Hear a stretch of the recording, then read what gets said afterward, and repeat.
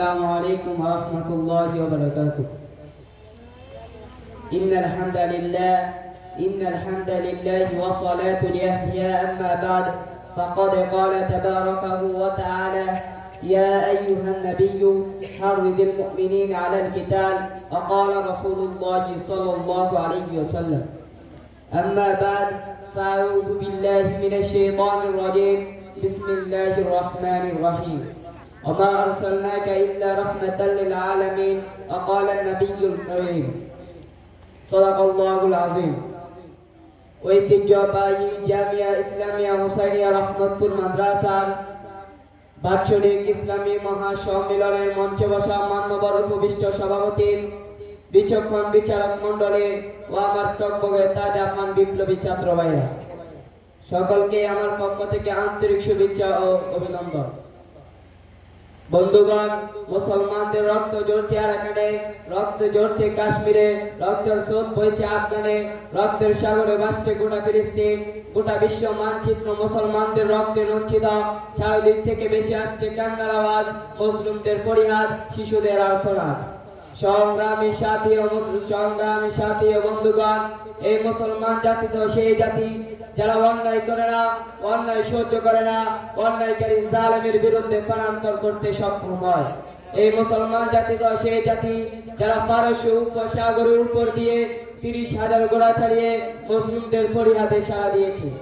এই মুসলমান জাতি তো সেই জাতি যারা আফ্রিকার গহীন জঙ্গলে গিয়ে বনের বাঘ ভাল্লুক ও হিংস্র প্রাণী সমূহদেরকে বলেছে: হে বনের বাঘ ভাল্লুক ও হিংস্র প্রাণী সমূহ, আমরা যে সীমানা দিয়েছি এই সীমানা থেকে আজকে মাগরিবের পূর্বে বের হয়ে যাও, কারণ আমরা আল্লাহর নবীর সাহাবা এখানে রাত কাটাবো। দেখা গেল মাগরিবের পূর্বে একটি বাঘ ভাল্লুক তো দূরের কথা, বরং পিপিলিকাও ছিল না, মুসলিম সৈনিকদেরকে থাকার জায়গা করে দিয়েছে।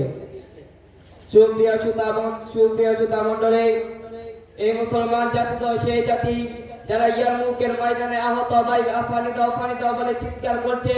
যখন তার কাছে পানি নিয়ে যাওয়া হয়, আরেক ভাই চিৎকার করে উঠলো একটু ফানি।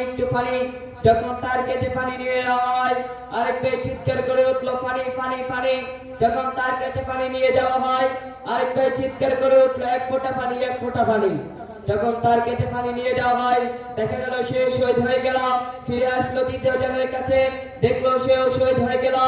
বুকে কষ্ট, চোখে কান্না নিয়ে যখন প্রথম জনের কাছে ফিরে আসলো, দেখলো সেও শহীদ হয়ে গেল। তখন ওই আল্লাহর সাহাবা উপরের দিকে ইশারা করে বলল: হে আল্লাহ, আমার কি হলো? আমি কেন শহীদ হলাম না? আমি কেন শহীদের শরবত পান করলাম না? বন্ধুগণ, খালিদ বিন ওয়ালিদ রাদিয়াল্লাহু তাআলা আনহু যখন রোমান সম্রাটের রাজপ্রাসাদে যান, তখন দেখলেন রাজপ্রাসাদে ঢুকতে হলে 7টি গেট মাথা নত করে ঢুকতে হয়। খালিদ বিন ওয়ালিদ রাদিয়াল্লাহু তাআলা আনহু 1.5 লাখ সশস্ত্র বাহিনীর সামনে হুঙ্কার চালিয়ে বললেন: গেট ভাঙো। খালিদ মাথা উঁচু করে ঢুকবে, কারণ মুসলিম জাতি আল্লাহ ছাড়া কারো কাছে মাথা নত করে না। যখন এই বিষয়ে সেনাপতি বাদশাহকে জানানো হলো, বাদশাহ বললে ঠিক আছে, গেট ভেঙে দাও। তখন সেনাপতি বলল: আমরা 1.5 লাখ সশস্ত্র বাহিনী আর খালিদ মাত্র একা। তখন বাদশাহ বলল: তুমি হয়তো মুসলিম জাতিকে চিনো না, আমরা এক খালিদকে বেত্রাঘাত গুলি করে মারতে পারবো, কিন্তু এর বিরুদ্ধে লাখো খালিদ দাঁড়িয়ে যাবে। সংগ্রামী সাথী ও বন্ধুগণ, তোমরা কি বিজ্ঞান ইউটিউব ফেসবুকের মাধ্যমে এবং বিভিন্ন পত্রিকার মাধ্যমে দেখছো না মায়ানমারের মুসলিমদের মাথাবিহীন লাশ, মুসলিমদের কষ্ট?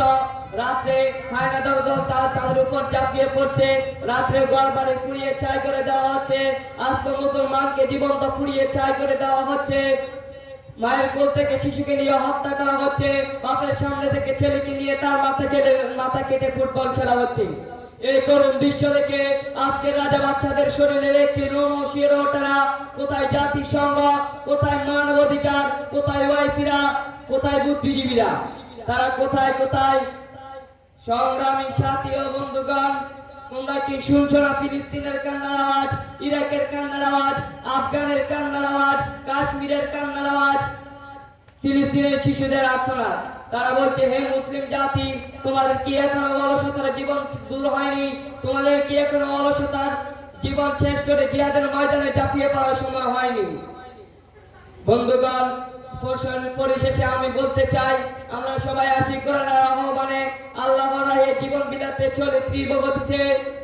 ইতিহাস সাক্ষী যতদিন পর্যন্ত মুসলমান জাতি জিহাদের বিষয়কে অব্যাহত রেখেছিল ততদিন পর্যন্ত তাদের দিকে কোনো প্রকার কুফরি শক্তি চোখ তুলে তাকাতে পারেনি। ইনশাআল্লাহ আমরা সবাই ফিলিস্তিনের শিশুদের জন্য দোয়া করব, আল্লাহ তাআলা যেন কাফেরদেরকে হেদায়েত দান করে। আমিন। আসসালামু আলাইকুম ওয়া রাহমাতুল্লাহ।